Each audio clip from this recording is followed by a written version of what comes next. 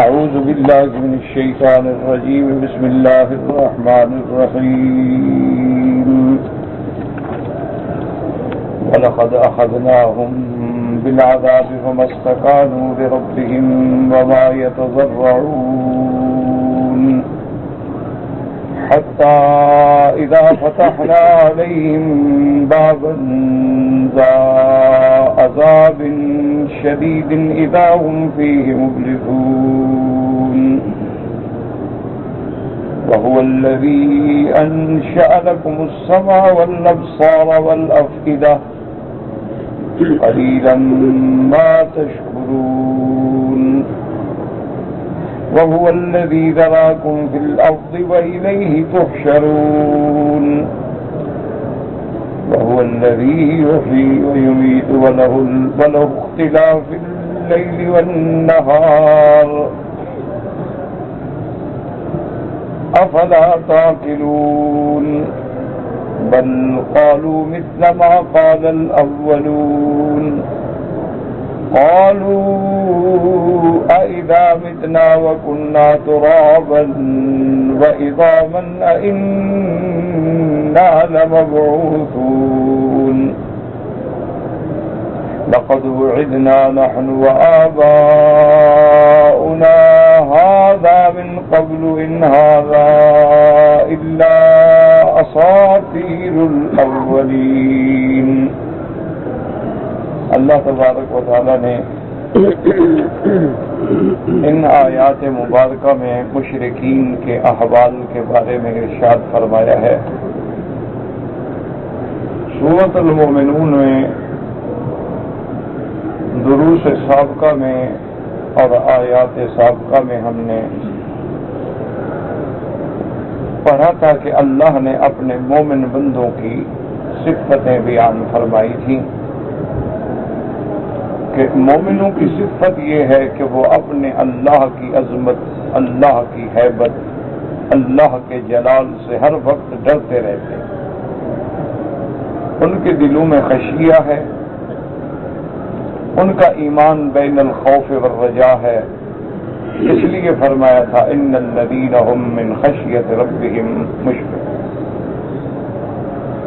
والذین هم بآیات ربهم یؤمنون. اور وہی لوگ ہیں جو اللہ تبارک و تعالیٰ کی آیات شرعیہ ہوں یا قولیہ ہوں ان پر ایمان رکھتے ہیں. والذین هم بربهم لا یشرکون. اور اپنے رب کے ساتھ کسی کو شریک نہیں کرتے. اور ان کی صفت یہ ہے کہ والذین یؤتون ما اتوا وقلوبهم وجلۃ. اللہ کے راستے میں خیرات کریں یا جو بھی عمل کریں، اعمال صالحہ کرنے کے باوجود بھی ڈرتے رہتے کہ خدا جانے ہمارے عمل میں کوئی کمی رہ جائے اور اللہ قبول نہ فرمائے.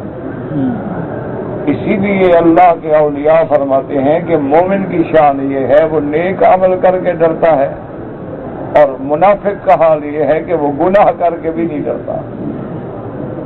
وہ گناہوں میں مست ہے، گناہوں میں کھویا ہوا ہے، گناہوں میں ڈوبا ہوا ہے، پرواہ ہی نہیں ہے میں کیا کر رہا ہوں. اور مومن کا عالم یہ ہے کہ وہ نمازیں بھی پڑھتے ہیں، زکاتیں بھی دیتے ہیں، حج بھی کرتے ہیں، لیکن پھر بھی ڈرتے ہیں کہ پتہ نہیں ہماری نمازیں قبول بھی ہوتی ہیں یا نہیں ہوتی، کیونکہ ان کو پتہ ہے کہ انہم الی ربہم راجعون. ہم سب نے اللہ کی طرف لوٹنا ہے اور وہاں ایک ایک پائی کا حساب ہوگا. فرمایا یہی لوگ ہیں جو بھلائی میں، اعمال خیر میں سبقت کرتے ہیں، اور اللہ بھی ان کو سبقت کرنے والوں میں رکھتے ہیں. ان اولئک یسارعون فی الخیرات وہم لہا سابقون. اور ان آیات مبارکہ کے بعد اللہ نے ارشاد فرمایا تھا کہ وَلَا نُكَلِّفُ نَفْسًا إِلَّا وُسْعَهَا. چونکہ سمجھ آتی تھی کہ ایمان والے جب ہر حال میں ڈرتے ہیں، نمازیں پڑھیں ڈرتے ہیں، روزہ رکھیں ڈرتے ہیں، اچھے کام کریں ڈرتے ہیں، تو اس سے معلوم یہ ہوا کہ شاید شریعت پہ چلنا بڑا مشکل ہے. تو اس کو اللہ نے حل فرما دیا کہ وَلَا نُكَلِّفُ نَفْسًا إِلَّا وُسْعَهَا. ہم کسی بندے کو اس کی طاقت سے زیادہ تکلیف میں نہیں ڈالتے. اللہ نے ہمارے لیے جو شریعت بنائی ہے وہ انتہائی عادلانہ ہے. اللہ کا ہر فیصلہ جو ہے رب رحیم اور رب کریم کا فیصلہ ہے. اللہ نے ہر انسان کی طاقت کے مطابق، نماز ہے تو طاقت کے مطابق، ساری زندگی میں ایک دفعہ حج فرض ہے طاقت کے مطابق۔ اسی طرح اللہ نے سفر میں اجازت دی ہے کہ اگر فرض رمضان کا روزہ ہے تب بھی چھوڑ سکتے ہو، قضا کر لینا۔ سفر اگر تمہارا ہے، نماز اگر 4 رکعت والی ہے 2 پڑھ لو، سنت نفل نہ پڑھو تب بھی معاف ہے۔ اور اللہ نے فرمایا وَلَدَيْنَا كِتَابٌ يَنطِقُ بِالْحَقِّ وَهُمْ لَا يُظْلَمُونَ، کہ باوجود اس کے کہ ہماری شریعت آسان ہے، الدین یسر، لیکن اس کے باوجود بھی یہ نہ سمجھو کہ ہم نے ایسے چھوڑ رکھا ہے، ہمارے پاس کتاب ہے جو سچ کے ساتھ بولنے والی ہے، اور ان لوگوں پہ کوئی ظلم نہیں ہوگا کہ کسی کی نیکی گھٹا دی جائے یا گناہ بڑھا دیا جائے۔ کتاب سے مراد صحائف اعمال ہیں کہ قیامت والے دن سب کو جب نامہ عمل ملے گا تو ذرہ ذرہ لکھا ہوا ہو۔ جب شریعت بھی آسان ہے اور اللہ کے دربار میں بھی جانا ہے تو کافر پھر بھی ایمان نہیں لے آتے، وجہ کیا ہے؟ فرمایا بل قلوبہم فی غمرۃ من ھذا، ان کے دل جو ہیں وہ غفلت میں ڈوبے ہوئے ہیں۔ وَلَهُمْ أَعْمَالٌ مِّن دُونِ ذَلِكَ هُمْ لَهَا عَامِلُونَ، اور میرے محبوب شرک کے علاوہ بھی ان کے بڑے بڑے بھڑے عمل۔ حَتَّى إِذَا أَخَذْنَا مُتْرَفِيهِمْ بِالْعَذَابِ إِذَا هُمْ يَجْأَرُونَ، اور جب ہم ان کے بڑے سرمایہ داروں کو، دولت مندوں کو، طاقت والوں کو، عیش و آرام میں زندگی گزارنے والوں کو پکڑتے ہیں تو پھر یہ چیختے ہیں۔ اللہ حکم دیں گے لا تجأروا اليوم، اب چیخنے کا کوئی فائدہ نہیں، انکم منا لا تنصرون، کہ جب دنیا میں اللہ کا عذاب آئے تو میرے عذاب سے کوئی تمہاری مدد کرنے والا نہیں۔ اسی طرح جب قیامت میں اللہ پکڑیں گے تو اللہ کے حکم کے بغیر کوئی چھڑانے والا نہیں۔ اور اللہ تبارک و تعالیٰ کسی کو ایسے نہیں پکڑیں گے کہ بلا وجہ پکڑ لیں، کیونکہ وہ تو عادل ہیں، وہ تو کسی پہ ظلم نہیں کرتے، تو کیوں پکڑیں گے؟ فرمایا قد کانت آیاتی تتلی علیکم، تمہارے پاس میرے پیغمبر آئے، نبی آئے، ان کے بعد علماء آئے، تم پر میرے قرآن کی آیات پڑھی گئی، تم کو سنایا گیا، بلایا گیا، ڈرایا گیا، فکنتم علی اعقابکم تنکصون، لیکن تم اپنی ایڑیوں پہ گھوم کے اعراض کر کے چلے گئے۔ مستکبرین بہ، تم تکبر کرنے والے تھے، کس بات کا کہ ہم عالی نسب ہیں، دولت والے ہیں۔ بعد نے فرمایا مستکبرین بہ، تکبر کرنے والے تھے کہ ہم حرم کے باسی ہیں، مجاور حرم ہیں، ہم تو حرم کعبۃ اللہ بنانے والے ہیں، اور اس کے بعد رات کو جاگ جاگ کے قصے کہنے والے اور میرے نبیوں کے خلاف غلط قسم کی باتیں کرنے والے۔ مستکبرین بہ سامرن مانا چاندنی راتوں میں بیٹھ کے قصہ گوئی کرنا۔ تہجرون کا معنی علماء نے فرمایا ہے کہ ایسی باتیں کہنا، ایسی باتیں کہ جو حقیقت میں مبنی نہ ہوں، کہ انبیاء کو کبھی کہتے ہیں کہ شاعر ہیں، کبھی کہتے ہیں جادوگر ہیں۔ اب اللہ نے فرمایا کہ یہ کیوں نہیں ایمان لائے؟ افلم یدبروا القول، کیا انہوں نے غور نہیں کیا اللہ کے فرمان میں؟ ام جاءہم ما لم یأت آباءہم الاولین، یا ان کے پاس نبی کوئی نئی بات ہے؟ ان کے باپ دادا جو پہلے گزرے ہیں اس زمانے میں نبی نہیں آئے؟ ہر زمانے میں نبی ہے، ہر دور میں ہم نے پیغمبر بھیجا۔ اسی لیے دوسری آیت میں ہے اللہ نے فرمایا میرے محبوب آپ ان کو بتائیں قل ما کنت بدعا من الرسل، میں کوئی نئی بات تو لے کے نہیں آیا، اللہ کا نظام ہے، حضرت نوح علیہ السلام کے زمانے سے لے کر ہر دور میں اللہ نے نبی بھیجے ہیں۔ اور فرمایا اچھا یہ اس لیے ایمان نہیں لے آئے، یعنی ام لم یعرفوا رسولہم وہم لہ منکرون، کہ کیا یہ اپنے پیغمبر کو نہیں جانتے، اس کی صداقت و امانت و دیانت کو نہیں پہچانتے؟ وہ اوپرا شخص ہے، باہر سے آیا ہے، اس لیے نہیں مان رہے؟ یہ بات بھی نہیں ہے کہ وہ تو جانتے ہیں ولد فیہم ونشأ فیہم۔ اسی لیے میرے پاک نبی نے فرمایا تھا لبثت فیکم عمرا من قبلی، کہ میں نے کتنی زندگی تم میں گزاری ہے۔ تو جب وہ جانتے ہیں کہ اللہ کا نبی محمد مصطفیٰ محمد ابن عبداللہ ابن عبد المطلب ابن عبد مناف ابن قصی ابن خلاب، سارا نسب جانتے ہیں، شجرہ جانتے ہیں، صداقت امانت دیانت جانتے ہیں، اور نبوت کے اعلان سے پہلے آپ کو خود صادق الامین کہتے تھے. تو یہ وجہ بھی نہیں. ایک ہوتا نا کہ نبی کو نہیں جانتے اس لیے ایمان نہیں لیا. ام یقولون بہ جنۃ، یہ سمجھتے ہیں کہ اللہ کے نبی پر نعوذ باللہ دیوانگی کے دورے پڑتے ہیں. تو یہ بات بھی نہیں ہے. میرا نبی تو تمام دنیا کے عاقلوں سے زیادہ عاقل ہے. میرا نبی تو ساری دنیا کے عقلاء کو پڑھانے والا ہے. میرے پاک نبی کی زبان مقدس سے کبھی کوئی جنون کی بات نہیں نکلی ہے. اصل وجہ یہ ہے یہ کیوں نہیں مانتے، بل جاءہم بالحق، اللہ کا نبی چونکہ حق بات لائے ہیں اور حق بات لوگ نہیں مانتے. آج بھی دنیا میں دیکھ لیں، جو بات حق کرے گا اسی کو لوگ گالیاں دیں گے، اسی کو وہابی کہیں گے، اسی کو گستاخ رسول کہیں گے، اسی کو منکر اولیاء کہیں گے، اسی کو دین کا دشمن کہیں گے، اسی کو ہزار تہمت. وجہ کیا ہے کہ وہ حق بات کہے گا. اور جو لوگ حق بات نہ کہیں بلکہ خاموش رہیں اور ہر بندے کے گناہوں پہ راضی رہیں، ان کی محفلوں میں جا کے شرکت ہے، ان پہ سب راضی ہوتے. اس لیے اللہ نے فرمایا بل جاءہم بالحق واکثرہم للحق قارئون. اور اللہ نے یہ بھی بتلا دیا کہ وَلَوِ اتَّبَعَ الْحَقُّ أَهْوَاءَهُمْ، اگر میرا مدنی سچ لانے کے باوجود ان کی باتوں پہ چل پڑے، ان کی باتیں مان لے، لَفَسَدَتِ السَّمَاوَاتُ وَالْأَرْضُ وَمَنْ فِيهِنَّ، آسمان و زمین کا نظام معطل ہو جائے، آسمان اور زمین پھٹ جائیں، گر جائیں، برباد ہو جائیں، اور جو ان میں ہے وہ ہلاک ہو جائیں.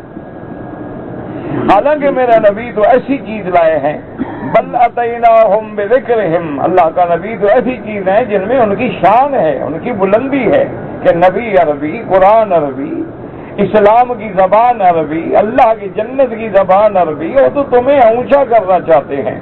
بل ہم من ذکرہم معرضون، لیکن یہ لوگ اپنی نصیحت سے منہ موڑنے والے. ام تسألہم خرجا فخراج ربک خیر، کیا آپ ان سے کوئی معاوضہ مانگتے ہیں تبلیغ پر، دعوت پر؟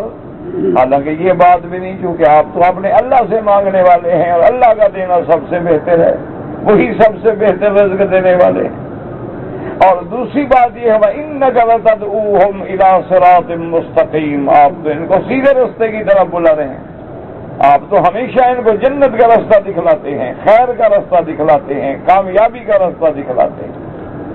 لیکن وجہ یہ ہے وَإِنَّ الَّذِينَ لَا يُؤْمِنُونَ بِالْآخِرَةِ عَنِ الصِّرَاطِ لَنَاكِبُونَ، لیکن جو لوگ ایمان نہیں لے آئے وہ راستہ صراط مستقیم سے ہٹنے والے ہیں، بھٹکنے والے ہیں.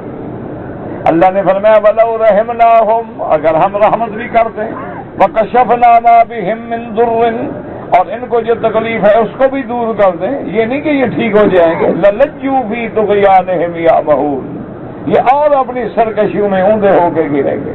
یہ پھر بھی ہدایت پہ آنے والے نہیں. یعنی نہ تو ان کو ترغیب فائدہ پہنچاتی ہے، نہ ترغیب فائدہ پہنچاتی ہے، نہ تو ان کو بشارت سے خوشی ہوتی ہے، نہ ان کو انذار کا کوئی ڈر ہوتا. اسی لیے آج کے آیات میں اللہ نے فرمایا وَلَقَدْ أَخَذْنَاهُمْ بِالْعَذَابِ وَلَقَدْ أَخَذْنَاهُمْ بِالْعَذَابِ فَمَا اسْتَكَانُوا لِرَبِّهِمْ وَمَا يَتَضَرَّعُونَ. اللہ فرماتے ہیں کہ ہم نے ان کو پکڑا عذاب کے ساتھ، لیکن اس کے باوجود بھی انہوں نے عاجزی نہیں کی، انہوں نے اللہ کے آگے زاری نہیں کی. کہ عذاب آنے کے بعد تو بندے ڈر جاتے ہیں، عذاب آنے کے بعد تو بندے معافی مانگتے ہیں، لیکن یہ ایسی قوم ہے، یہ ایسی سرکشی میں پڑی ہوئی ہے کہ اگر ہم نے ان کو عذاب سے بھی پکڑا تو جس طرح عاجزی کرنی چاہیے، جس طرح اللہ کے آگے معافی مانگنی چاہیے، نہیں مانگی بلکہ اسی گمراہی پہ لگے رہے. حَتَّى إِذَا فَتَحْنَا عَلَيْهِمْ بَابًا ذَا عَذَابٍ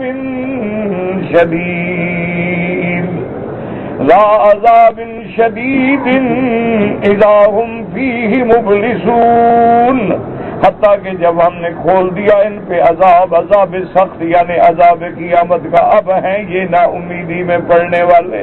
لیکن اب کیا فائدہ ہو سکتا ہے، اب مایوسی کا کیا فائدہ ہو سکتا ہے؟ جب قیامت آ گئی، عذاب جہنم آ گیا تو اب بچنے کا راستہ کوئی نہیں.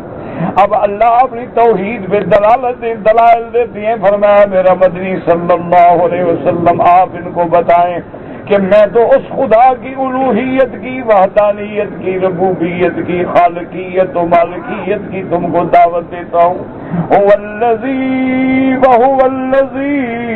انشأ لکم السمع والابصار وهو الذی انشأ لکم السمع والابصار والافئدہ قلیلا ما تشکرون.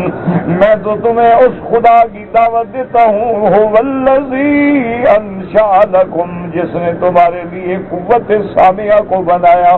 یاد رکھیں انشأ، خلق، جعل، لیکن اس لفظ میں فائدہ یہ ہوتا ہے یعنی وہ ذات ہے جس نے بغیر پہلے کسی نمونے کے، یعنی انسان سے پہلے اللہ کے سامنے کوئی ماڈل نہیں، کوئی نمونہ نہیں کہ لوگ کہیں نعوذ باللہ اللہ نے نقل کی ہے، بلکہ وہ ایسی ذات ہے کہ اس نے پانی کے قطرے سے تمہیں انسان بنایا، پھر تمہارے لیے قوت سامعہ دی، پھر تمہارے لیے قوت باصرہ دی. تمہارے کان دیکھیں، صرف اسی پہ غور کریں.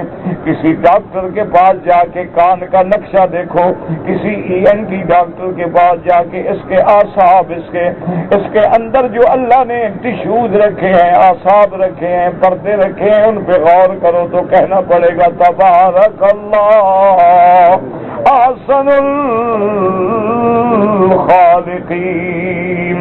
اس لیے حدیث میں آتا ہے کہ جب انسان کا نطفہ مرد و عورت کا پانی اکٹھا ہوتا ہے، پہلے نطفہ بنتا ہے، پھر علقہ بنتا ہے، پھر مضغہ بنتا ہے، اس کے بعد اس کو ہڈیاں بنا کے گوشت چڑھایا جاتا ہے.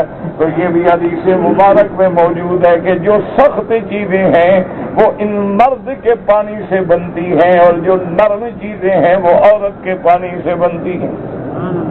اللہ کا نظام ہے نا جی، اللہ کی قدرت کا نظارہ دیکھیں. هو الذی انشأ لکم السمع والابصار، اور وہ ذات جس نے تمہارے لیے قوت بصرہ پیدا کی کہ اتنی چھوٹی سی آنکھ ہے لیکن سارے زمانے کو اپنی پتلی میں سما لیتی ہے. اوپر نظر ڈالیں تو بادلوں آسمانوں پہ پہنچ جاتی ہے اور نیچے نظر ڈالیں تو زمین کی گہرائی میں پہنچ جاتی ہے. اللہ نے فرمایا یہ تمہاری باصرہ قوت پیدا کرنے والا کون ہے؟ کون ہے جس نے یہ پردے بنائے ہیں؟ کون ہے جس نے پتلی بنائی ہے؟ کون ہے اس کے اندر جس نے پانی کے قطرے کو محفوظ فرمایا ہے؟ کون ہے جس نے اس کا مرکز دماغ کو بنا کے، لیکن لائٹ یہاں سے نکلتی ہے، سیل پیچھے ہیں، جیسے بیٹری میں سیل آپ ڈالتے ہیں، بٹن دباتے ہیں، لائٹ تو آگے سے ہوتی ہے لیکن سیل اس کو پیچھے سے طاقت دیتے ہیں. اس لیے مرکز بصارت جو ہے وہ بھی دماغ کے اندر ہوتا ہے. اللہ نے فرمایا اسی پہ غور کرو کہ یہ کون بنانے والا ہے.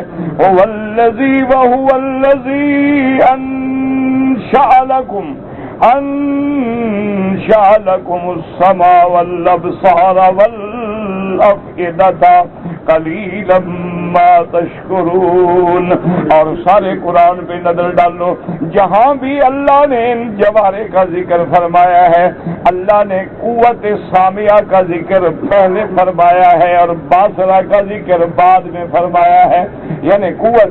اسی لیے قرآن مقدس فرماتا ہے کہ قیامت کے دن جب کافروں کو جہنم میں ڈالیں گے تو وہ بھی یہی کہ قالوا لو كنا نسمع او نعقل، ہائے کاش ہم سن لیتے، مان لیتے، سمجھ لیتے تو آج جہنم میں نہ آتے.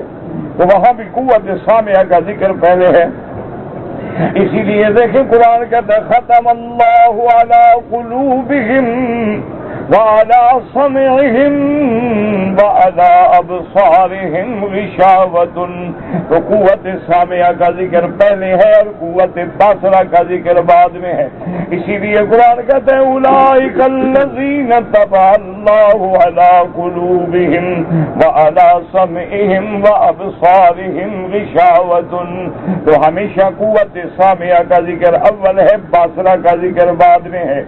اللہ نے کیوں آخر آنکھوں کا دیکھنے کو مقدم نہیں فرمایا، سننے کو مقدم فرمایا؟ علماء نے فرمایا کہ اللہ نے علم حاصل کرنے کے لیے جو ہمیں آزاد دیے ہیں، دماغ دیا ہے، دیکھنے کی طاقت دی ہے، سننے کی طاقت دی ہے، سونگنے کی طاقت دی ہے، چکھنے کی طاقت دی ہے، ان سب چیزوں سے علم حاصل ہوتا ہے، لیکن سب سے زیادہ علم جو ہے وہ سننے سے حاصل ہوتا ہے۔ سب سے زیادہ علم جو ہے وہ سارا، اب دیکھیں نا، قرآن ہے، حدیث ہے، ہم نے سنا ہے، ہم نے دیکھا تھوڑا۔ جنت ہے ہم نے سنا ہے، جہنم ہے سنا ہے، میرے مدنی پاک ہیں، نبی ہیں، انبیاء ہیں، ہم نے سنا ہے۔ تو اسی طرح آسمان ہے، ملائکہ ہیں، سنا ہے۔ تو اس لیے چونکہ قوت سامعہ سے زیادہ علم حاصل ہوتا ہے بنسبت دیکھنے کے۔ بہت کم چیزیں ہیں جو بندہ دیکھتا ہے، لیکن باقی تو سب سنتا ہے، اس لیے اللہ نے قوت سامعہ کا ذکر پہلے فرمایا۔ اچھا، اسی طرح علماء نے فرمایا کہ تجربہ کرو، رات کو آپ سو رہے ہیں اور دروازہ کھٹکھٹتا ہے، آواز ہوتی ہے، تو سب سے پہلے آدمی سنتا ہے کہ کوئی آواز ہے، کوئی دروازہ کھٹکھٹا رہا ہے، پھر آنکھیں کھولتا ہے، پھر اٹھتا ہے، دیکھتا ہے اب دیکھو کون ہے، تو سب سے پہلے قوت سامعہ کام کرتی ہے۔ اس لیے اللہ نے یہاں بھی قوت سامعہ کو مقدم فرمایا۔ فرمایا وَهُوَ الَّذِي أَنشَأَ لَكُمُ السَّمْعَ وَالْأَبْصَارَ۔ اسی پہ غور کر لو مسلمانوں، اللہ کے کعبے میں کھڑے ہو، غور کر کے ٹھنڈے دل سے، توجہ سے، کسی پارٹی کسی جماعت کے علاوہ ہٹ کے ایک انسان کی حیثیت سے غور کرو کہ پانی اکٹھا ہو، دو پانی کے قطرے جمع ہوں، پھر ان کو قرار مکین رحم میں رکھا جائے، پھر ان پہ 40 دن گزرے، پھر ان کو علقہ جونک کی شکل ملے، پھر اس کو ایک گوشت کے لوتھڑے میں بدل دیا جائے، پھر اس گوشت میں سے ہڈیاں پیدا کی جائیں اور باقی گوشت کو ہڈیوں پہ چڑھا دیا جائے، پھر اس کے اندر روح پھونکی جائے۔ اب اس انسان کو سننے والا، دیکھنے والا، کامل مکمل بندہ بنا دیا جائے۔ ایمان سے کہیں یہ اللہ کے سوا کوئی کر سکتا ہے؟ ٹھنڈے دل سے غور کریں، بڑے آرام سے۔ اللہ اکبر۔ اچھا، اور جتنی مخلوق ہے ان سب کو پیدا کرنے والا کون؟ ہاں جی، انبیاء کو کس نے پیدا کیا ہے؟ اولیاء کو۔ تو پیدا کرنے والا حاجت روا ہوتا ہے یا پیدا ہونے والے حاجت روا ہوتا ہے؟ اسی کو غور کر لو۔ توحید کا تو مسئلہ ہے ہی عقل کے ساتھ۔ عقل ٹھیک ہو تو آدمی مشرک نہیں ہو سکتا۔ مشرک وہی بنتا ہے جس کی عقل پہ اللہ ناراض ہو کے پردہ ڈال دیتے ہیں، حق بات سمجھ نہیں آتی۔ اپنے ہاتھ سے مردہ دفن کرتا ہے، پھر اسی کو سجدے کرتا ہے۔ اور یار تم نے قبر خود بنائی ہے، اپنے ہاتھ سے دفن کیا ہے، وہ دفن میں تمہارا محتاج ہے، قبر کھودنے میں تمہارا محتاج ہے، ہر سال جا کے غلاف ڈالنے میں تمہارا محتاج ہے، اور تمہاری مشکلیں حل کرتا ہے۔ وہ عقل کی بات ہے۔ اللہ عقل چھین لیتے ہیں، جب اللہ ناراض ہوتا ہے عقل ہوتا ہی نہیں۔ اس لیے فرمایا وَهُوَ الَّذِي أَنشَأَ لَكُمُ السَّمْعَ وَالْأَبْصَارَ وَالْأَفْئِدَةَ۔ افئدہ مانا دل، کہ وہ جس نے تمہارے دل بنائے اور اس دل میں ساری دنیا کے علم کو رکھ دیا ہے۔ اس لیے علماء اسلام فرماتے ہیں کہ محل علم جو ہے وہ دل ہوتا ہے، دماغ نہیں۔ اصل چیز جو ہے وہ دل ہے۔ بغیر دماغ کے بندہ زندہ رہ سکتا ہے، لیکن بغیر دل کے زندہ نہیں رہ سکتا۔ دماغ حرکت چھوڑ دے زندہ رہ سکتا ہے، لیکن اگر دل دھڑکنا چھوڑ دے تو بندہ دھڑکنا بھول جاتا ہے، ختم ہو جاتا ہے۔ اس لیے اللہ نے قرآن مقدس میں فرمایا کہ ہم نے جب قرآن اتارا ہے، نزل بہ الروح الامین، ہم نے قرآن اتارا اور لے کے آنے والا کون ہے؟ جبریل امین۔ کہاں اتارا؟ علی قلبک لتکون من المنذرین۔ میرا مدنی محمد مصطفیٰ تیرے دل پہ اتارا ہم نے قرآن۔ دیکھو قرآن کتنی شان والا ہے، کبھی لوح محفوظ میں ہوتا ہے اور کبھی بیت العزا آسمان دنیا کے عزت والے گھر میں ہوتا ہے، اور جب اترتا ہے تو سیدھا محمد مدنی کے دل پہ آتا ہے اور حضور سے پھر ساری امت کے دلوں میں جم جاتا ہے۔ کون قرآن کو مٹا سکتا ہے؟ قرآن کو مٹانے والے مٹ جائیں گے۔ بالکل یقین رکھو، یہ تو 2 اور 2 4 کی باتیں ہیں، بالکل فکر نہ کرو۔ اللہ کے قرآن کی بے حرمتی کرنے والوں کو اللہ کبھی معاف نہیں کرتا. یہ اللہ کا کلام ہے، بس ڈھیل ہے، مہلت ہے، وقت ہے. مہل الکافرین عاملہم رویدا. اللہ نے ایک مہلت دی ہے، فائدہ اٹھا لیں. لیکن جب اللہ پکڑیں گے پھر کوئی مشکل نہیں، اس کے آگے مسئلہ ہی کوئی نہیں. اس لیے فرماتے ہیں اس نے پھر تمہیں دل دیا. قلیلا ما تشکرون. بہت تھوڑے ہیں جو ان نعمتوں کا شکر کرتے ہیں. کان خراب ہو جائے تو تم لاکھوں لگا دیتے ہو، آنکھیں خراب ہو جائیں لاکھوں لگا دیتے ہو، دل کی حرکت میں ذرا سا فرق آ جائے تو جناب بھاگو ڈاکٹر، یہاں نہیں فارن جاؤ، بڑے بڑے ہسپتالوں میں جاؤ. ECG ہو رہا ہے، کبھی جناب اس کی اینجیوگرافی ہو رہی ہے، کبھی ایکو ہو رہا ہے، کبھی اینجیوپلاسٹی ہو رہی ہے، کبھی بائی پاس ہو رہا ہے، کبھی اسٹنٹ لگائے جا رہے ہیں. وجہ کیا ہے؟ دل دھڑکے. اللہ نے فرمایا اس کا تو اتنا خیال ہے بنانے والے کو بھول گئے ہو. کچھ تو لحاظ کرو کہ تمہارا دل خراب ہو تو لاکھوں لگا دو، لیکن جس نے دل بنایا ہے اس کے نام پر بھی کبھی 1 ریال خیرات کیا ہے؟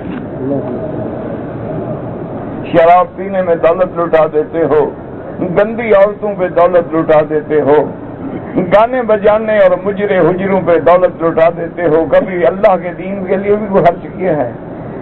اللہ. اور آج کل تو حالات یہ پیدا ہو رہے ہیں کہ تم شراب پہ خرچ کرو، زنا پہ خرچ کرو، کوئی پوچھنے والا نہیں، لیکن قرآن پہ خرچ کرو، بتاؤ کہاں سے آئے؟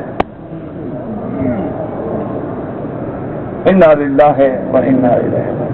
چلو یار کافر کہتے ہیں تو ان سے تو کبھی گرجے کا حساب مانگو کہ تمہارے گرجے کیسے چلتے ہیں. یاد رکھو یہ جتنے دین کے ادارے ہیں، جب دین والوں کی نظر دنیا والوں پہ اور پیسے والوں پہ پڑ جائے گی نا تو انشاءاللہ ساری زندگی بھیک مانگتے رہیں گے. یہ ادارے چلتے تب ہیں کہ نظر اپنے اللہ پہ رکھو، اسی سے مانگو اور کسی سے. اسی لیے جو ہمارے بڑے بڑے مدارس ہیں پوری دنیا میں، ان کے جو اسلوب ہیں منشور ہیں، ان میں لکھا ہوا ہے کہ کبھی بندے پہ امید نہ کرنا، کبھی انسانوں کو اپنا دینے والا نہ سمجھنا، اللہ سے تعلق جوڑنا. جب ضرورت پڑے بس اسی کے آگے جڑ جاؤ، وہ اپنی قدرت سے بھیجتا. ایک بہت بڑے عظیم ادارے کے بارے میں نے پڑھا تھا، میں نے دارالعلوم کے بارے میں، کہ اتفاق ایسا ہوا کہ حضرت قاری طیب صاحب سے پہلے کا دور ہے یا ان کا دور ہے اللہ عالم، میں نے چونکہ پڑھا نہیں وہاں،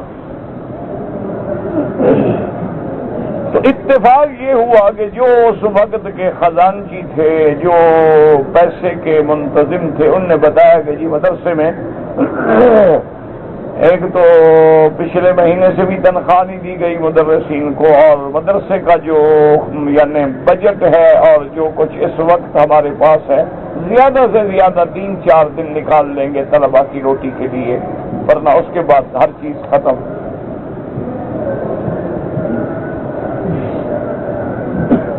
اور جہاں 2-2 ہزار 3-3 ہزار طالب ہو تو کہ اگر ناشتے پہ آپ 1 روپیہ بھی خرچ کریں، روٹی پہ اگر 2 روپے بھی خرچ کریں تو صبح کا ناشتہ ہے، ظہر کی روٹی ہے، رات کی روٹی ہے.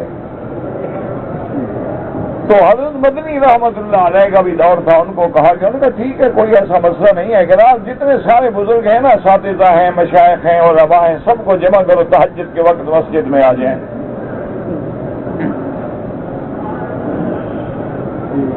تہجد کے وقت میں مسجد میں آئے، حضرت مدنی رحمت اللہ علیہ نے تقریر کی اور بتایا کہ دارالعلوم میں کچھ بھی نہیں ہے.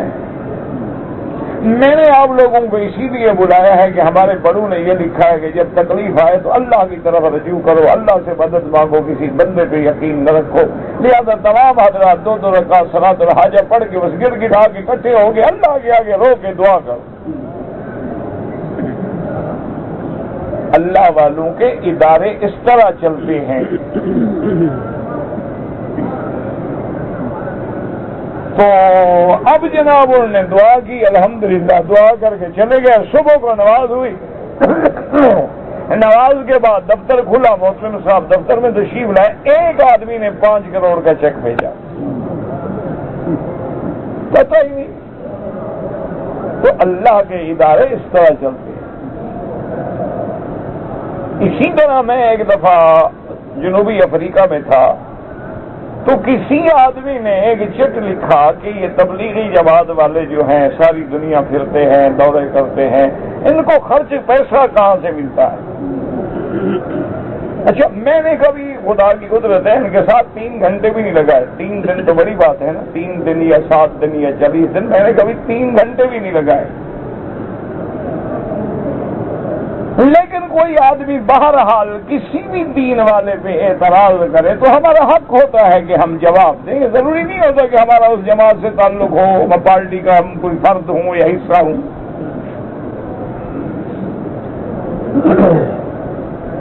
تو میں نے اس کو سمجھایا، میں نے کہا دیکھیں بھائی، آپ کے اس ملک میں تقریباً 4 صوبے ہیں اور مجھے 45 دن ہو گئے ہیں دورہ کرتے ہوئے. کبھی جہانسبرگ ہے، کبھی ناٹال ہے، کبھی ڈربن ہے، کبھی کیپ ٹاؤن ہے، کبھی کوئی جگہ ہے. 600 میل کا سفر ہے اور جلسے ہیں، اور 8 سے زیادہ تقریریں کر چکا ہوں. اور آپ کے ملک کو میں نے اس طرح گھوما ہے، اس طرح سفر کیا ہے کہ معلوم ہوتا تمہارے ملک کا شہر میں پٹواری ہوتا تو ایک انچ مجھے یاد ہو جاتا. اور پھر میں نے کہا آپ دیکھ رہے ہیں کہ جب میں ایک جلسہ ختم ہوتا ہے وہاں سے چلتا ہوں تو میرے ساتھ 3-3, 4-4, 5-5 گاڑیوں کا بیڑا ہے، مرسڈیز ہیں، جگوار ہیں، کبھی کبھی رولز رائز ہیں، بڑی بڑی گاڑیاں ہیں. ان کے ساتھ سفر ہوتا ہے. اور جہاں کھانا ہوتا ہے کم از کم 200 آدمی کو وہ بلاتے ہیں بیچارے. کم از کم ان کے ڈنر پہ، ان کے لنچ پہ 10,000 20,000 سے کم خرچ نہیں ہوتا. میں نے کہا سب تم دیکھ رہے، میرا تو 1 ریال خرچہ نہیں ہوا، بتاؤ کہاں سے آیا ہے؟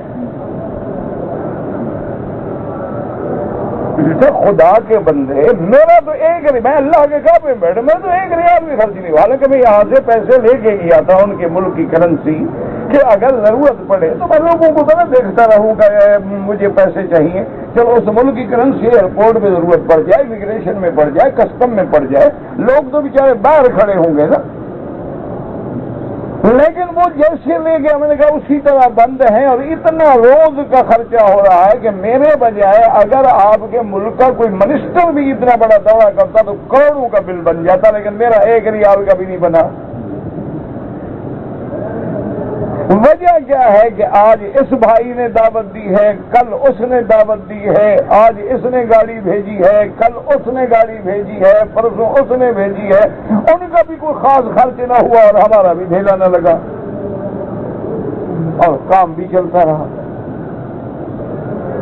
اچھا، اتفاق کی بات ہے ہم نیروبی ایئرپورٹ میں بیٹھے تھے، میں نام نہیں لیتا ان کا، آپ کے ملک کے ایک بہت بڑے مفتی ہیں، شاید اب بھی زندہ ہیں. وہ اتفاق سے وہاں بیٹھے تھے. یہ بہرحال ان کی مہربانی ہے کہ وہ کھڑے ہوئے، مجھے ملے اور گلے سے لگایا اور پوچھا کہ چائے پیئیں گے، کافی پیئیں گے. میں نے کہا بس چائے پی لیتے ہیں، آپ کے ساتھ بیٹھ گیا چائے شائے پہ. مجھے کہنے کا مکی صاحب میں جہاں گیا آپ کا جلسہ، آپ کے اشتہار لگے ہوئے تھے اور بڑے بڑے جلسے ہوئے. یار مجھے سیدھی بات بتاؤ کہ تمہیں اس دورے میں کتنا پیسہ ملا؟ میں اللہ کے حرم میں باوضو بیٹھا ہوں، کعبہ میرے سامنے ہے. میں نے اس کو کہا آپ کا کیا خیال ہے؟ وہ کہنے لگا یار میرا دورہ تھا 20 دن کا، میں نے 20 دن میں کوئی 15 جلسے کیے ہوں گے، مجھے تو ملا ہے 5 لاکھ روپے. تم نے تو یار کوئی 60-70 جلسہ کیا ہے، تمہیں تو 10 لاکھ ملنا چاہیے. میں نے کہا میری بات مان لو گے؟ کہتا ہے جی کیوں نہیں مان لوں گا، کیا وجہ ہے؟ میں نے کہا یقین کرو اس پورے دورے میں مجھے صرف 20 روپے ملے ہیں.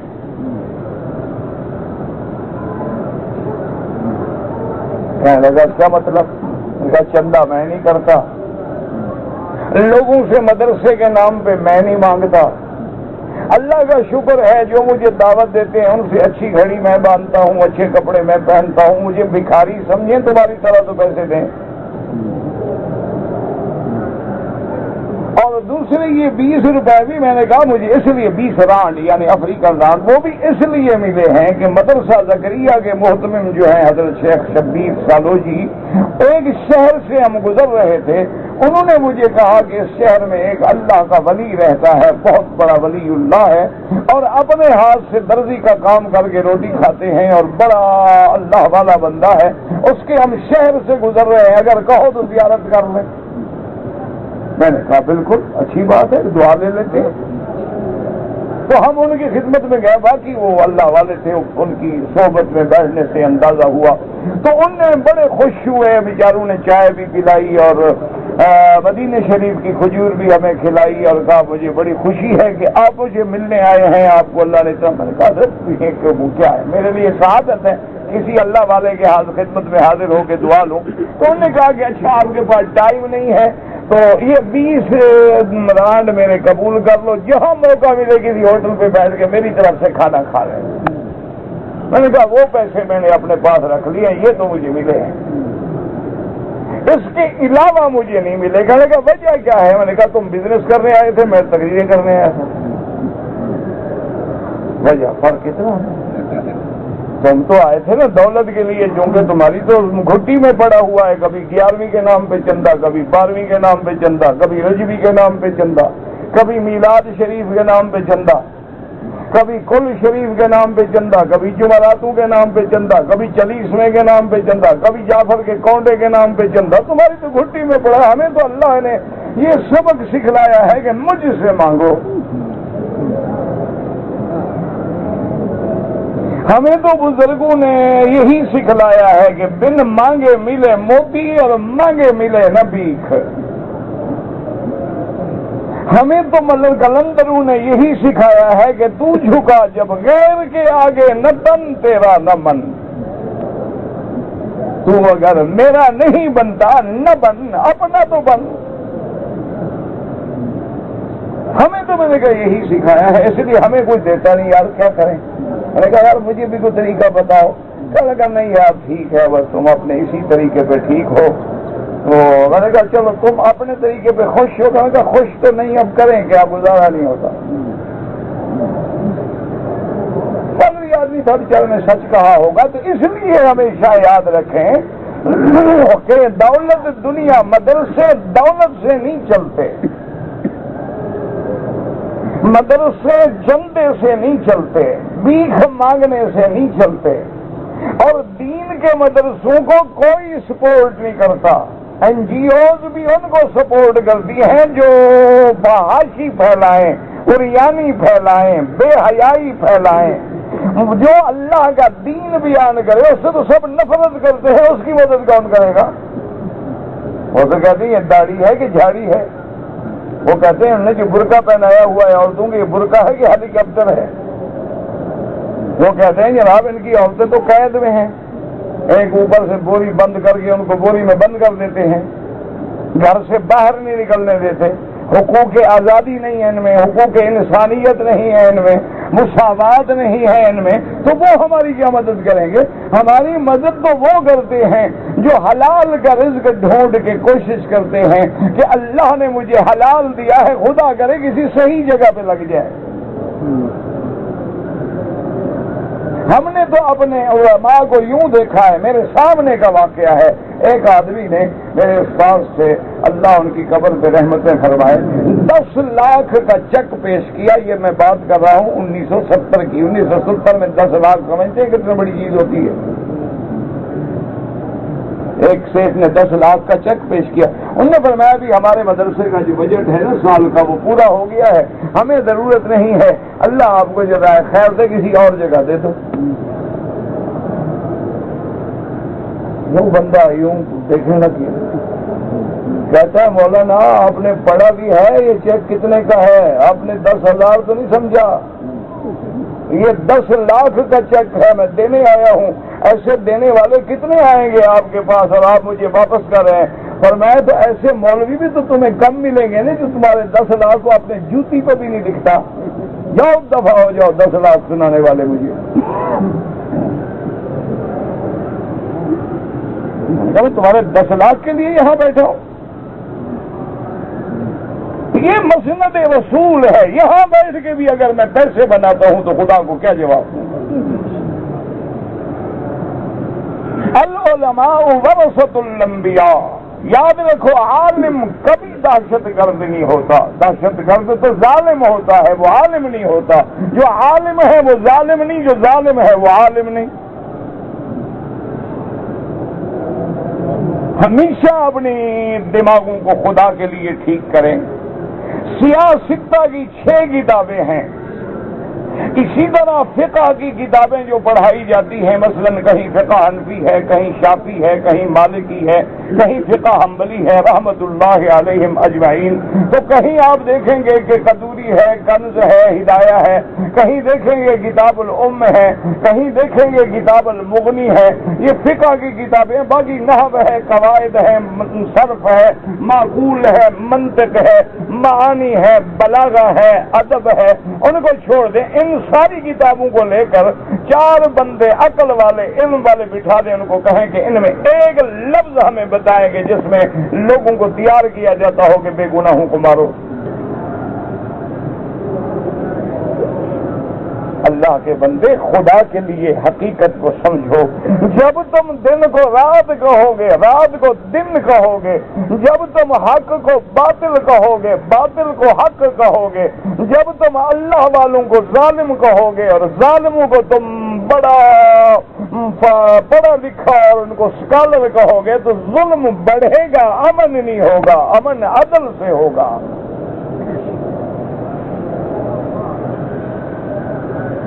اس لیے دعا کریں اللہ تمام عالم اسلام میں عدل قائم فرما دے. تمام اسلامی ملکوں میں عدل ہو، امن ہو، استحکام ہو. اللہ حفاظت فرمائے. اور آج کل تو جو طوفان کے عذاب ہیں، دعا کریں اللہ ہر عذاب سے بچائے. اللہ تبارک و تعالی ہمارے گناہ معاف فرما دے، ہماری گستاخیاں، بے ادبیاں، کوتاہیاں معاف فرما دے. بات یاد رکھیں، میں آپ کو اگر میرے کوئی بھائی مدرسے والے ہیں، یقین دلاتا ہوں آپ دل سے، دماغ سے بندوں کا خیال نکال دیں، چندے کا خیال نکال دیں. صرف طلباء کو مغرب عشاء کے درمیان میں بیٹھ کے 200 ہے، 2000 ہے، سورۃ الواقعہ پڑھا دیا کرو اور اللہ سے دعا کر دیا کرو. اللہ تیرے نبی کا فرمان ہے جو سورۃ واقعہ پڑھے کبھی بھوکا نہیں ہوگا. ہمارے طلباء کو کبھی بھوکا نہ مارنا اور کبھی کسی کا محتاج نہ کرنا. اور جمعہ والے دن بیٹھ کے تمام طلباء کو سورۃ الکہف پڑھا دیا کرو. انشاءاللہ کوئی دشمن کبھی غالب نہیں آئے گا.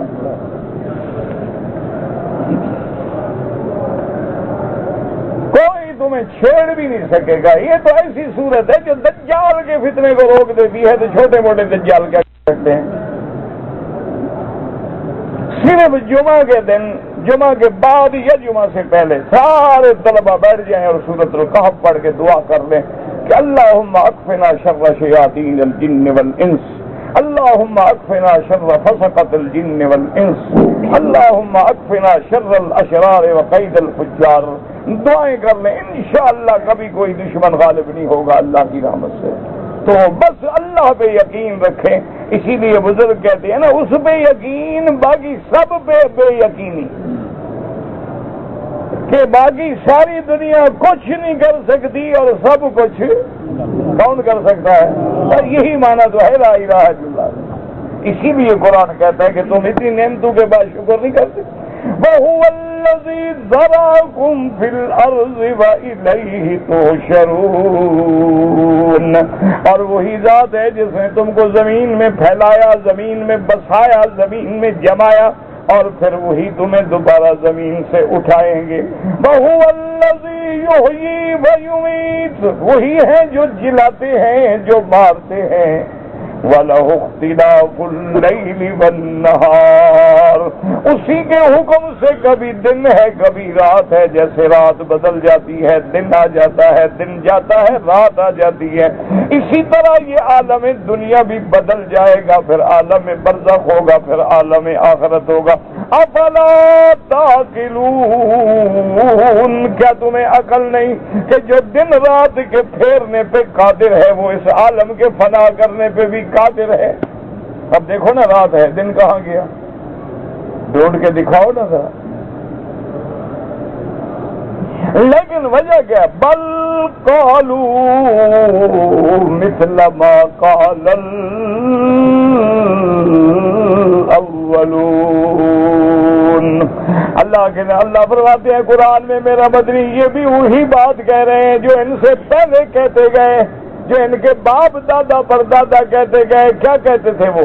قالوا اذا متنا وكنا ترابا وعظاما، کہ جب ہم مٹی ہو جائیں گے، مر جائیں گے، مٹی ہو جائیں گے اور ہڈیاں، اِنَّا لَمَبْعُوثُونَ، کیا ہم دوبارہ اٹھائے جائیں گے؟ ان کے باپ دادے کو بھی یہی شک تھا، یہ بھی اسی شک میں پڑے ہیں۔ وہ کہتے تھے لَقَدْ وُعِدْنَا نَحْنُ وَآبَاؤُنَا هَذَا مِنْ قَبْلُ، اسی طرح کا وعدہ ہم سے بھی کیا گیا، باپ دادوں سے بھی کیا گیا۔ ان هذا الا اساطیر الاولین، یہ تو محض قصے کہانیاں ہیں، کوئی مرنے کے بعد نہیں اٹھے گا۔ تو اللہ نے فرمایا کہ جیسے ان کے باپ دادا کہتے تھے، یہ بھی وہی بات کہہ رہے ہیں، حالانکہ یہ اس بات کو نہیں سمجھتے ہیں کہ قل لمن الارض ومن فیہا ان کنتم تعلمون، ان سے پوچھو کہ آسمانوں اور زمین اور اس کے درمیان میں جو ہے وہ کس کا ہے؟ جو اس کے بنانے پہ قادر ہے، وہ فنا کرنے پہ بھی قادر ہے اور دوبارہ اٹھانے پہ بھی قادر ہے۔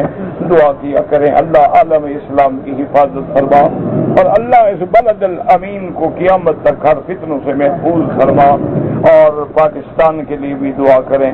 آج دشمن کی نظریں اس پہ ہیں، اللہ اس کی حفاظت فرمائے، استحکام نصیب فرمائے۔ فلسطین ہے، کشمیر ہے، مسلمان جہاں بھی ہیں، اقلیتیں جہاں بھی ہیں، جہاں مظلوم ہیں، میرا مولا آج تیرے نام لیواؤں پہ تیری زمین بھی تنگ ہو گئی ہے، رحم کے فیصلے فرما دے۔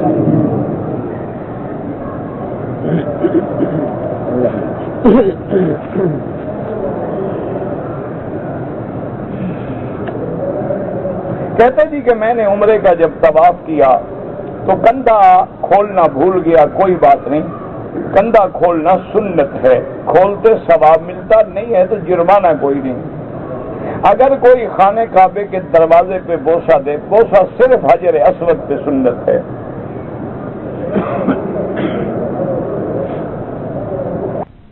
کے علاوہ بوسہ دینا سنت ہوتا تو سب سے پہلے میرے محبوب دیتے۔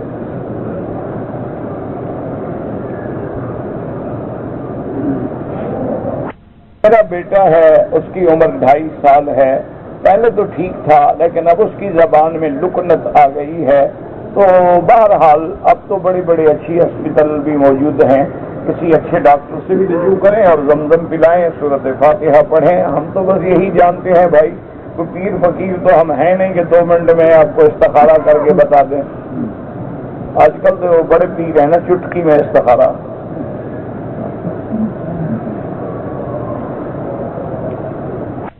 میں علماء کو شہید کیا جا رہا ہے، اللہ ان علماء کا مرتبہ بلند فرمائے اور ظالموں سے خود بدلا لے۔ ہم عاجز ہیں، ہم کچھ نہیں کر سکتے۔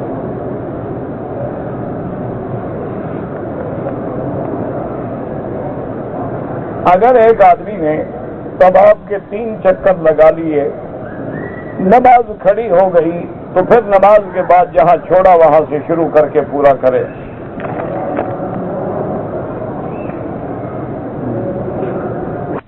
ڈیوٹی پہ آتے ہیں، ڈیوٹی ہو، ملازمت ہو یا کچھ ہو، کبھی بھی بغیر ویزے کے، بغیر عمرے کے احرام کے نہ آئیں، کیونکہ اتنا بڑی سعادت ہے۔ میقات کا عمرہ کیوں چھوڑتے ہو؟ 2 گھنٹے میں عمرہ ہو گیا، پھر جا کے ڈیوٹی کا کام کرو۔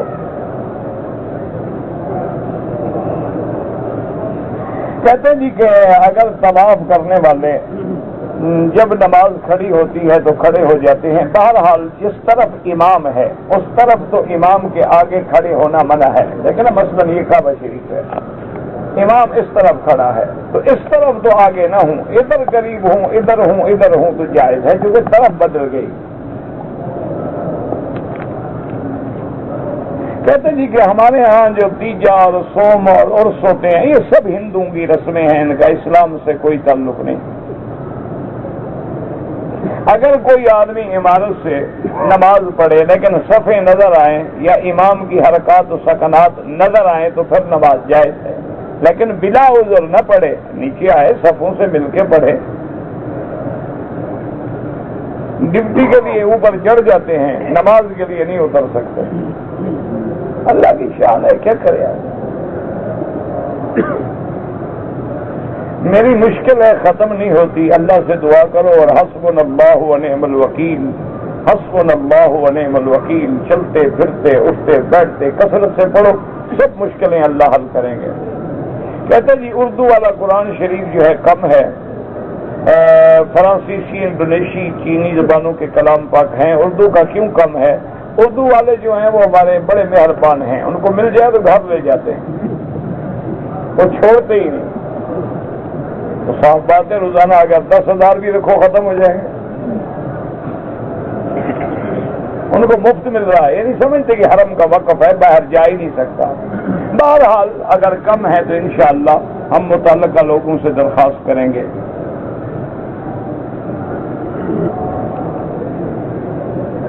نماز کی حالت میں پھرے بالکل نہیں، وہ قبلتین میں جو تحویل ہے وہ صحابہ تھے، حضور نہیں تھے۔ حضور تو مکے میں تھے، تو صحابی نے آ کے کہا کہ تحویل قبلہ کا حکم ہو گیا ہے تو صحابہ کر گئے۔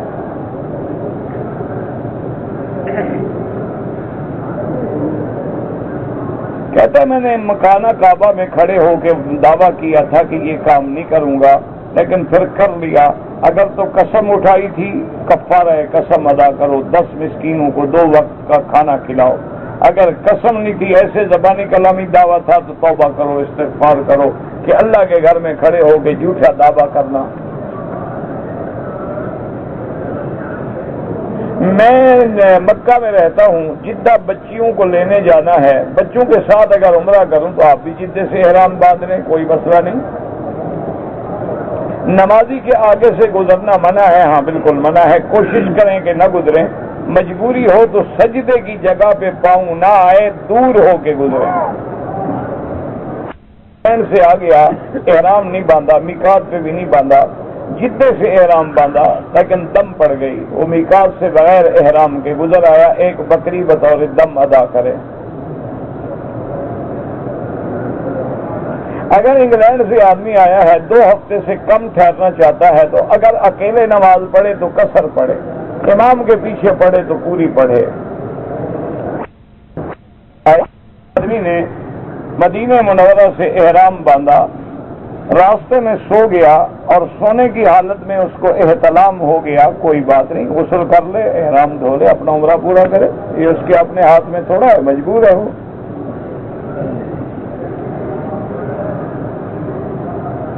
یوم محشر میں زمین کہاں ہوگی؟ میدان شام میں۔ اہل سنت والجماعت کے امام تمام صحابہ امام ہیں، تمام تابعین امام ہیں، فقہ میں امام ابو حنیفہ، امام شافعی، امام مالک، امام احمد بن حنبل۔ نکاح میں 6 کلمے پڑھنے چاہیے، کیوں کافر ہے؟ نکاح میں ایجاب قبول ہوتا ہے، کلمے تھوڑے پڑھے جاتے ہیں، وہ تو مولوی احتیاط کرتے ہیں نا، پتنی بے نمازی ہے، کافر ہو، کلمہ تو پڑھا دو بیچارے کو، نکاح تو مسلمان کا ہوگا نا۔ تو مولوی سمجھدار ہے نا، پیسے لیتے ہیں تو حلال تو کرتے ہیں نا۔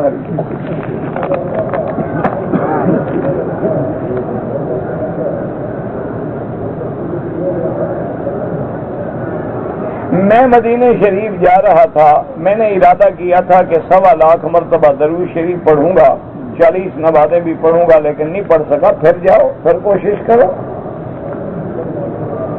کہتے جی کہ امام مہدی آئے گا، ہاں جی بالکل آئے گا، امام مہدی بھی آئے گا، حضرت عیسیٰ بھی آئیں گے۔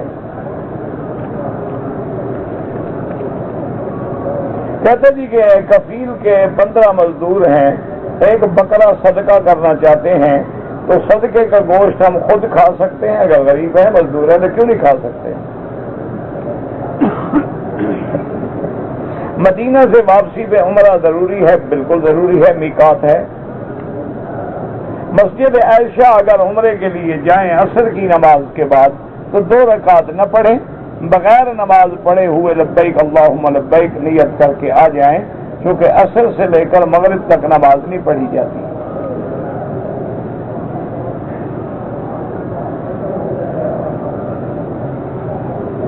کہتے جی کہ بوقت تبلیغ جو ہے یہ بوڑھے حضرات جو ہیں سخت رویہ اختیار کرتے ہیں۔ بابا بوڑھے جو ہیں، آپ تو خود کہہ رہے ہیں بڑھاپا ایک بیماری ہے نا، اس کا کیا علاج ہے؟ اس کا علاج یہ ہے کہ آپ برداشت کریں، آپ نے بھی بوڑھا ہونا ہے۔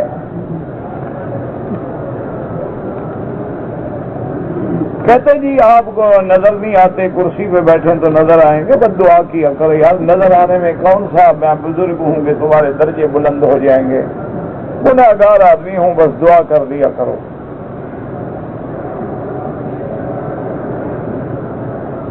میں اپنی بیوی کو وزٹ کے ویزے پر لے آتا ہوں تو عمرہ اس کو اپنے ملک سے احرام کی نیت کر کے آنی چاہیے، یہاں آ کے پہلے عمرہ کرے پھر تمہاری خدمت کرے۔ اگر ایک آدمی نے وطر پڑھے ہیں، دعائے قنوت نہیں پڑھی، حنفی مسلک میں سجدہ واجب ہے، سجدہ بھی نہیں کیا تو دوبارہ لوٹائے وطر۔ باقی ائمہ کے نزدیک دعائے قنوت سنت ہے، نہیں پڑھی تب بھی اس کے وطر ادا ہو جائیں گے۔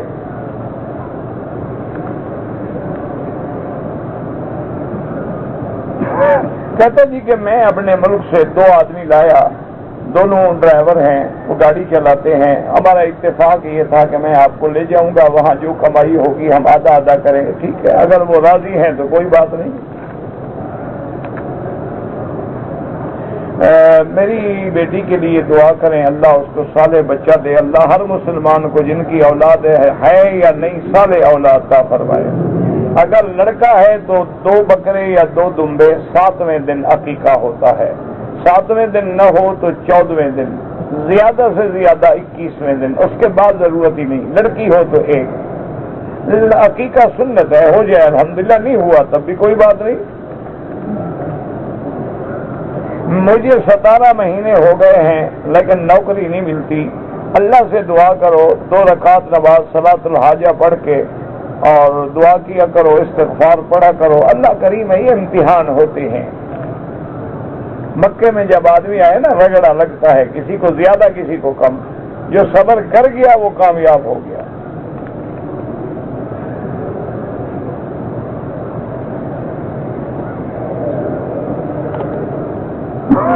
میرے بھائی نے گندم خریدی، موجودہ قیمت 1000 روپے فی بوری ہے، لیکن 1500 روپے انہوں نے کہا کہ سال کے بعد۔ دیکھو بھائی یاد رکھو، اگر کہے کہ نقد قیمت 1000، ادھار پہ قیمت 1500، لیکن پیسے 1 سال کے بعد دوں گا، آپ نے 1500 قبول کیا تو آپ نے گویا یہ گندم ہی 1500 میں خریدی ہے، لہذا یہ سود نہیں بنتا۔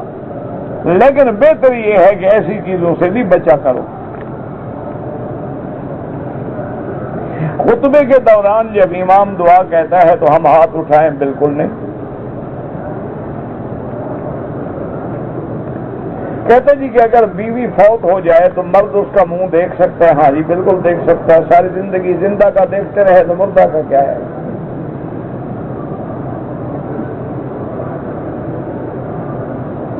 سعودی عرب میں جو لوگ داڑھی یہاں رکھتے ہیں، ہم نے سعودی عرب کا کلمہ نہیں پڑھا، کلمہ محمد مصطفیٰ کا پڑھا ہے، اور ان کی پوری داڑھی مبارک تھی۔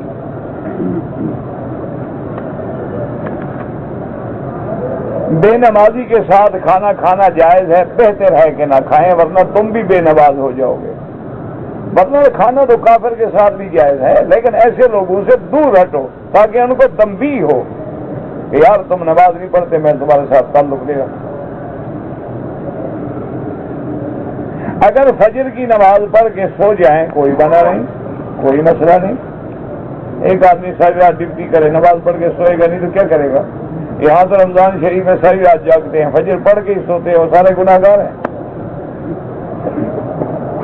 سماعت کے مسئلے پہ اختلاف ہے، اور کس مسئلے پہ اکٹھے ہو تمہارا تو ہر چیز پہ اختلاف ہے، کبھی آمین پہ لڑائی ہے، کبھی ٹانگیں کھولنے پہ لڑائی ہے، کبھی انبیاء کی زندگی موت پہ لڑائی ہے، پتہ نہیں، اللہ ہدایت دے۔ جن چیزوں کا ہم سے قیامت میں سوال بھی نہیں ہوگا ہم ان پہ لڑ رہے ہیں اور لوگوں کو لڑا رہے ہیں۔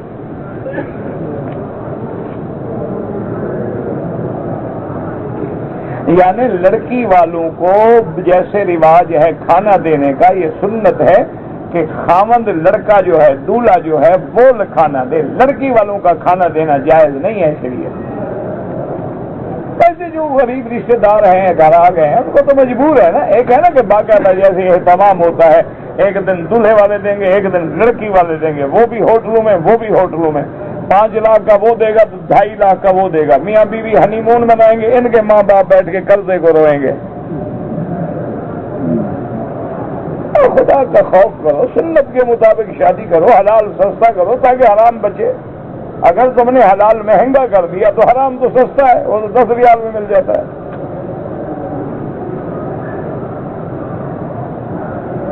شرکا مکہ کی جو عمارت میرا بھائی، اگر صفیں وہاں تک چلی جائیں تو ٹھیک ہے، ورنہ حرم اتر کے نماز پڑھیں۔ جو مسجدیں حدود حرم میں ہیں سب میں 1 لاکھ کا ثواب ملتا ہے۔ میری رہائش جو ہے جعرانہ مسجد سے تقریباً 10 کلومیٹر کے فاصلے پہ ہے۔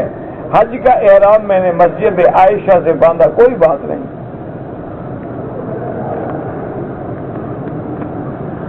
زکوٰۃ آدمی کی کل آمدنی پر مانا یہ ہوتا ہے کہ سال میں جو ہمیں نفع ہو، تجارت ہے، زراعت ہے، صنعت ہے، فیکٹری ہے، کارخانہ ہے، ٹوٹل نفع کیا بنا بھی 2 لاکھ، اس پہ 2.5% زکوٰۃ دے دو۔